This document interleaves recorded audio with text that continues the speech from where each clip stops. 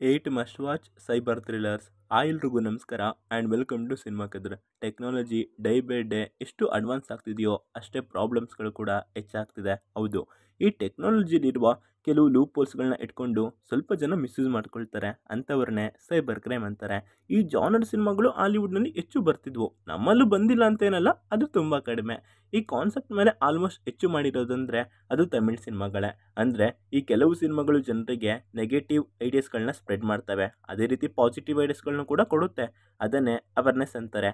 ಯಾವ ಡೇಟನ್ನು ಶೇರ್ ಮಾಡಬೇಕು ಅನ್ನೋ ನಾಲೆಡ್ಜ್ ಕೂಡ ಬರುತ್ತೆ. ಹಾಗಾದರೆ ಅಂಥ ಸಿನಿಮಾಗಳನ್ನೇ ಇವತ್ತಿನ ವಿಡಿಯೋದಲ್ಲಿ ನೋಡೋಣ, ಬನ್ನಿ. ನಂಬರ್ 8, ನೆಟ್ ವೈರಿಸಮ್ ಅನ್ನೋ ಕಾನ್ಸೆಪ್ಟ್ ಮೇಲೆ ಬಂದಿರುವಂಥ ಈ ಸಿನಿಮಾದ ಕಥೆ ಏನಂದರೆ, ಒಂದು ಚಿಕ್ಕ ಮೊಬೈಲ್ ಶಾಪ್ ನಡೆಸ್ತಿರೋ ಲಕ್ಷ್ಮಣ್ ಅನ್ನೋ ವ್ಯಕ್ತಿಗೆ ಡೈಲಿ ಪಾರ್ನ್ ವಿಡಿಯೋ ಮತ್ತು ಅಲರ್ಟ್ ಕಂಟೆಂಟ್ ವಿಡಿಯೋ ನೋಡೋ ಅಡಿಕ್ಷನ್ ಇರುತ್ತೆ. ಒಂದು ದಿನ ಅವನಿಗೆ ಲೈವ್ ಸ್ಪೈ ಕ್ಯಾಮ್ರಾ ವೆಬ್ಸೈಟ್ ಬಗ್ಗೆ ಗೊತ್ತಾಗುತ್ತೆ. ಅದರ ಸಬ್ಸ್ಕ್ರಿಪ್ಷನ್ ತಗೊಂಡು ಪ್ರಿಯಾ ಅನ್ನೋ ಸಾಫ್ಟ್ವೇರ್ ಬೆಡ್ರೂಮ್ ಕ್ಯಾಮ್ರಾನ ಆಕ್ಸೆಸ್ ಮಾಡ್ತಾನೆ. ನಂತರ ಏನಾಯಿತು, ಇದರಿಂದ ಅವನು ಫೇಸ್ ಮಾಡಬೇಕಾದ ಪ್ರಾಬ್ಲಮ್ಸ್ಗಳೇನು ಅನ್ನೋದನ್ನು ನೀವು ಸಿನಿಮಾದಲ್ಲಿ ನೋಡಬೇಕು. ಸಿನಿಮಾದಲ್ಲಿ ಹಿಡನ್ ಕ್ಯಾಮ್ರಾ ಮತ್ತು ಸ್ಪೈ ಕ್ಯಾಮ್ರಾಗಳ ಬಗ್ಗೆ ಒಂದು ಅವೇರ್ನೆಸ್ ಮಾಡುತ್ತೆ. ನಂಬರ್ 7, ಕಣಿತನ್. ಇದು ತಮಿಳ್ ಮೂವಿ. ಸಿನಿಮಾದ ಪ್ಲಾಟ್ ಏನಂದರೆ, ಹೀರೋ ಹೆಸರು ಗೌತಮ್. ಅವನೊಬ್ಬ ಇನ್ವೆಸ್ಟಿಗೇಷನ್ ಜರ್ನಲಿಸ್ಟ್ ಆಗಿ ಕೆಲಸ ಮಾಡ್ತಿರ್ತಾನೆ. ಆದರೆ ಸಡನ್ನಾಗಿ ಪೊಲೀಸವರು ಗೌತಮ್ ಕೆಲಸ ಮಾಡ್ತಿದ್ದ ಚಾನಲ್ಗೆ ಬಂದು ಅವನ ಫೇಕ್ ಸರ್ಟಿಫಿಕೇಟ್ ಯೂಸ್ ಮಾಡಿದ್ದಾನೆ ಅನ್ನೋ ಕೇಸ್ನಲ್ಲಿ ಅವನನ್ನು ಅರೆಸ್ಟ್ ಮಾಡ್ತಾರೆ. ಗೌತಮ್ ಈ ಕೇಸಿನಿಂದ ಹೇಗೆ ಹೊರಗೆ ಬರ್ತಾನೆ ಆ್ಯಂಡ್ ಯಾರು ಮಾಡಿದ್ದು ಅನ್ನೋದನ್ನು ಹೇಗೆ ಕಂಡುಹಿಡಿತಾನೆ ಅನ್ನೋದನ್ನು ನೀವು ಸಿನಿಮಾದಲ್ಲೇ ನೋಡಬೇಕು. ನಂಬರ್ 6, 100. ಇದು ನಮ್ಮ ಕನ್ನಡದ ಸಿನಿಮಾ. ರಮೇಶ್ ಅರವಿಂದ್ ಅವರ ಡೈರೆಕ್ಷನ್ನಲ್ಲಿ ಬಂದಂಥ ಈ ಸಿನಿಮಾದ ಪ್ಲಾಟ್ ಏನಂದರೆ, ಆನೆಸ್ಟ್ ಆ್ಯಂಡ್ ಸಿನ್ಸಿಯರ್ ಆಗಿ ಪೊಲೀಸ್ ಆಫೀಸರ್ ಆಗಿ ನಮ್ಮ ಹೀರೋ ಮಿಡಲ್ ಕ್ಲಾಸ್ ಲೈಫ್ನ ಲೀಡ್ ಮಾಡ್ತಾ ಇರ್ತಾನೆ. ಆ್ಯಂಡ್ ಇವನೊಬ್ಬನ ಬಿಟ್ಟು ಇವನ ಫ್ಯಾಮಿಲಿ ಮೆಂಬರ್ಸ್ ಎಲ್ಲರೂ ಕೂಡ ಸೋಷಿಯಲ್ ಮೀಡಿಯಾದಲ್ಲಿ ಆ್ಯಕ್ಟಿವ್ ಇರ್ತಾರೆ. ಒಂದು ದಿನ IG ಹೈಯರ್ ಆಫೀಸರ್ ಕಾಲ್ಗಳನ್ನ ಟ್ರ್ಯಾಕ್ ಮಾಡಿ ಅಂತ ಹೇಳ್ತಾರೆ. ಆ ಕಾಲ್ಸ್ಗಳನ್ನ ಟ್ರ್ಯಾಕ್ ಮಾಡಿ ಆ ಕಾನ್ವರ್ಸೇಷನ್ಸ್ಗಳನ್ನ ಕೇಳಿ ನಮ್ಮ ಹೀರೋಗೆ ಒಂದು ದೊಡ್ಡ ಶಾಕಿಂಗ್ ನ್ಯೂಸ್ ಗೊತ್ತಾಗುತ್ತೆ. ಅದೇನು ನಂತರ ಏನಾಯ್ತು ಅನ್ನೋದನ್ನು ಸಿನಿಮಾದಲ್ಲೇ ನೋಡಿ. ಫ್ಯಾಮಿಲಿ ಡ್ರಾಮಾ ಜಾನರ್ನಲ್ಲಿ ಬಂದಂಥ ಈ ಸಿನಿಮಾ ಸೈಬರ್ ಕ್ರೈಮ್ ಮತ್ತು ವುಮೆನ್ ಟ್ರಾಫಿಕಿಂಗ್ಗಳ ಜೊತೆ ಕೊನೆವರೆಗೂ ಕ್ಯಾಟಿನ್ ಮೌಸ್ ರೀತಿಯೇ ಹೋಗುತ್ತೆ. ನಂಬರ್ 5, ಚತುರ್ಮುಖಂ. ಕಥೆ ಏನಂದರೆ, ತೇಜಸ್ವಿನಿ ಅನ್ನೋ ಸೆಲ್ಫೋನ್ ಅಡಿಕ್ಟ್ ತನ್ನ ಫ್ರೆಂಡ್ ಆದ ಆಂಟೋನಿ ಜೊತೆ CCTV ಬಿಸ್ನೆಸ್ನ ರನ್ ಮಾಡ್ತಾ ಇರ್ತಾರೆ. ಒಂದು ದಿನ ಅವರ ಫೋನ್ ಡ್ಯಾಮೇಜ್ ಆಗೋದ್ರಿಂದ ಚೀಪ್ ಪ್ರೈಸ್ನಲ್ಲಿ ಒಂದು ಮೊಬೈಲ್ನ ಪರ್ಚೇಸ್ ಮಾಡ್ತಾರೆ. ನಂತರ ಆ ಸೆಲ್ಫೋನಿಂದ ಬಂದಂಥ ಸಮಸ್ಯೆಗಳ್ಯಾವು, ಆಮೇಲೆ ಏನಾಯಿತು ಅನ್ನೋದೇ ಸಿನಿಮಾದ ಕತೆ. ಸೈಬರ್ ಕ್ರೈಮ್ ಜಾನರ್ನಲ್ಲಿ ಬಂದಿರುವಂಥ ಈ ಸಿನಿಮಾ ಡಿಫ್ರೆಂಟ್ ಎಕ್ಸ್ಪೀರಿಯನ್ಸ್ನ ಕೊಡುತ್ತೆ. ಆ್ಯಂಡ್ ಇದು ಸೈಬರ್ ಕ್ರೈಮ್ ಹೊಸ ಅಟೆಂಪ್ಟ್ ಕೂಡ. ಇನ್ನು screen play first of suspense ಆಗಿದ್ದರೆ, ಸೆಕೆಂಡ್ ಆಫ್ ನೆಗೆಟಿವ್ ಎನರ್ಜಿ ಹಾಗೂ ಸೈನ್ಸ್ ಫಿಕ್ಷನ್ ಅನ್ನೋ ಪಾಯಿಂಟ್ ಮೇಲೆ ರನ್ ಆಗುತ್ತೆ. And don't miss it, please watch it. Number 4, Gultoo. ಇದು ಡೆಬ್ಯೂ ಡೈರೆಕ್ಟರ್ ಜನಾರ್ದನ್ ಮಾಡಿರುವಂಥ ಸಿನಿಮಾ.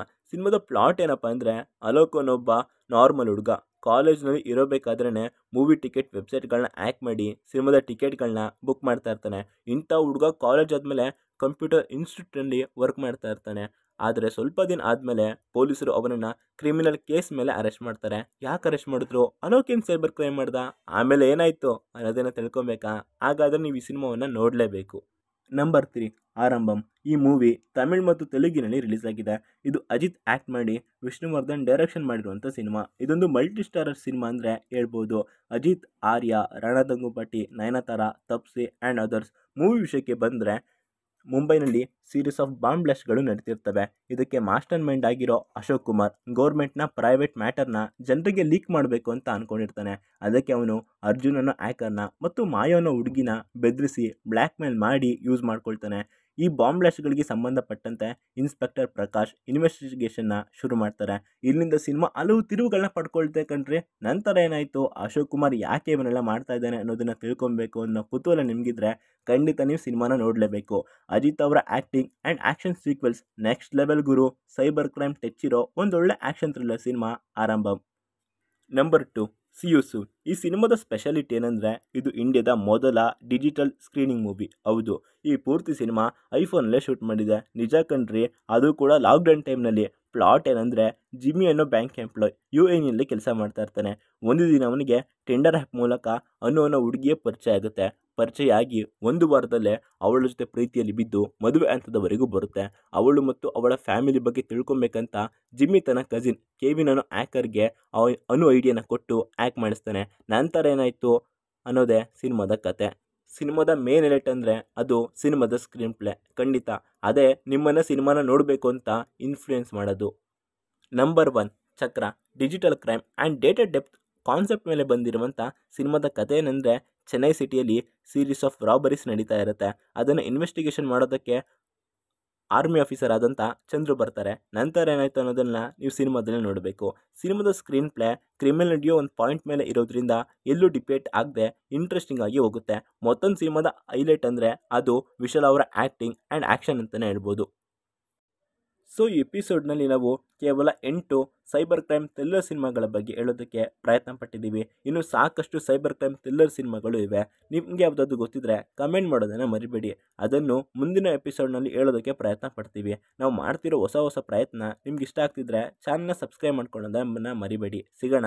Signing off Shashi.